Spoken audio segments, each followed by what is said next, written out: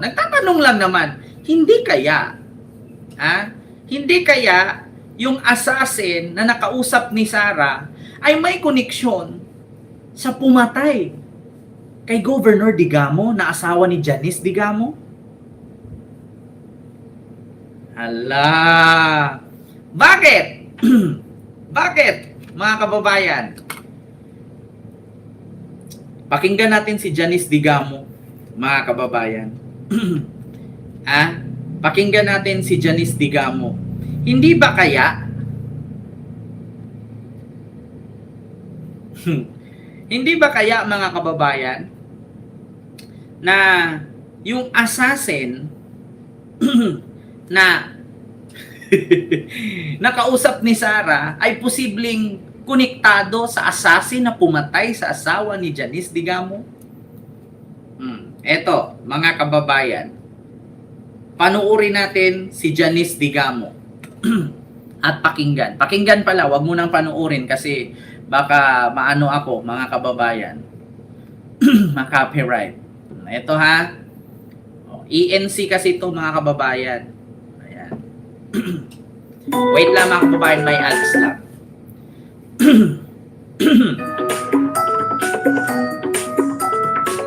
Isipin ninyong mabuti, mga kababayan. Dito pa lang malalaman nyo na bago ko ipagpatuloy yan, mga kababayan, bago natin i-play, posible bang kayang gawin ni Sarah ang ipapatay si PBBM, si Lisa at si Martin? Paano tayo kukuha ng evidence na kaya niyang gawin yon? Una, yung sheriff nga binugbog niya. Kaya niyang gawin yan. Pangalawa, eto, pakinggan nyo, si Janice Digamo. Congresswoman Janice Digamo. Naalala ko lang ko, during our determination of substance, marami kang pinaiyak. And I overheard that today is the birthday of your husband. Aba po, that's right po.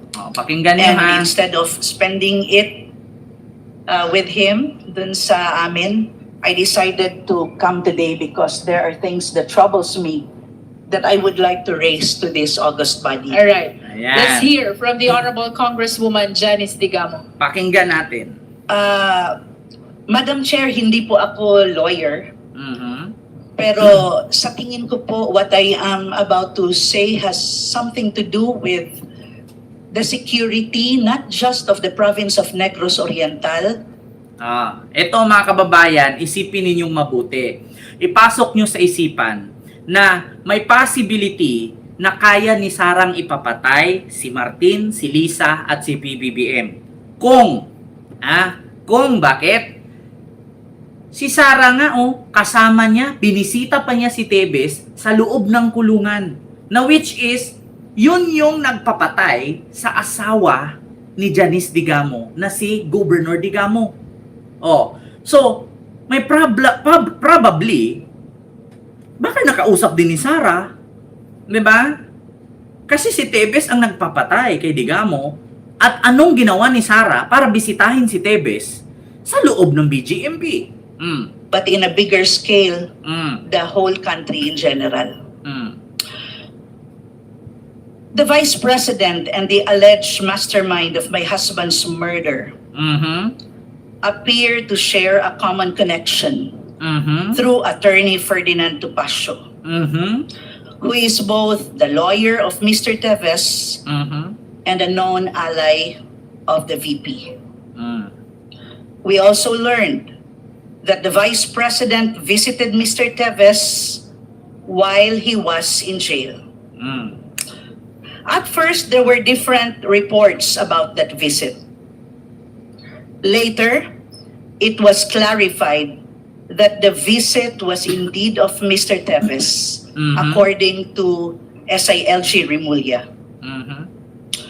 However, during a Justice Committee hearing, Congressman Shell Jokno raised a serious concern that the purpose of that visit may have been related to harming Mr. Madriaga, a witness to this case. Diba? Madam Chair, if there is even a possibility that this is true, Mhm. this is really very alarming. Yes, tama. Until now, we have not heard any clear explanation from the VP. Mm. There was an interview that she was asked whether or not the visit indeed took place. And the answer was brushed aside, and I think what she said was hindi niya kilala si Madriaga, but did not answer directly whether or not she went to visit Teves in jail together with his lawyer. Mm. As the second highest official of the country and someone who plans to run for the highest position, the public deserves a clear answer. Mhm. Ganito po kasi yun. When my husband was murdered, kayang gawin ito ng isang politiko. At mas lalong kaya itong gawin ng walang katakot-takot Mhm. kung ang backup ng isang taong may kilalang assassin ay isang taong nakapwesto sa ikalawang pinakamataas na posisyon ng ating government. 'Di ba? Naintindihan niyo sabi ni Janice Digamo? Ang pumatay, ang nagpapatay sa asawa niya si Teves. So sa mga nagtatanong, kaya ba ni Sarang ipapatay si Martin, si Lisa at si BBM? Why hindi? Bakit hindi? Kung ang kanyang binisita sa loob ng BGMP ay may record ng nagpapatay. So, may possibility na kung meron mang assassin, malay natin galing kay Teves. Kasi may record na si Teves. At, mga kababayan, anong rason para bisitahin ni Sara si Teves sa loob ng kulungan? Tama ang sabi ni Janice Digamo. 'Di ba? So malaki ang tsansa na kaya ni Sarang ipatumba si Lisa, si Martin at si PBBM kasi nga kaelyado ni Sara ang pumatay sa asawa ni Digamo or kay Digamo mismo. 'Di ba? We have also heard statements made publicly Mm. that included threats against other officials. Mm. Some may say these were said out of emotion, but for families like ours who have experienced real violence, Mhm. we cannot take such statements lightly.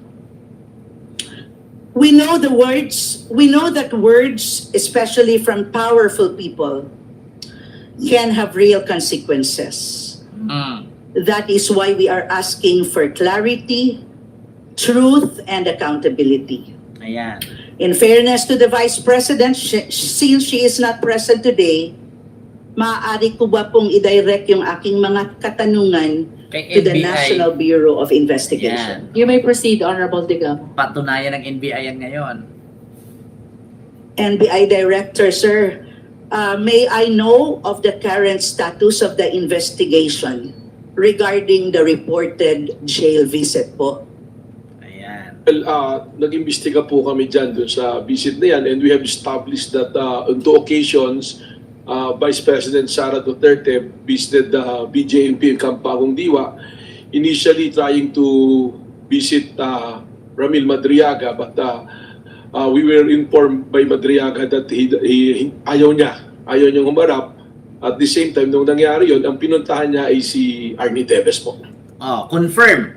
Kinonfirm ng NBI na ang binisita pala ni Sara doon si Madriaga, ayaw humarap ni Madriaga, kaya kay Teves siya pumunta. So ang tanong ngayon, may possibility ba na kaya ni Sarang mag-hire ng assassin? Yes. Bakit? Si Teves ang pumatay kay Digamo. So anong connection ni Sara at ni Teves? Yan ang gustong iparating at i-explain ni Janice Digamo.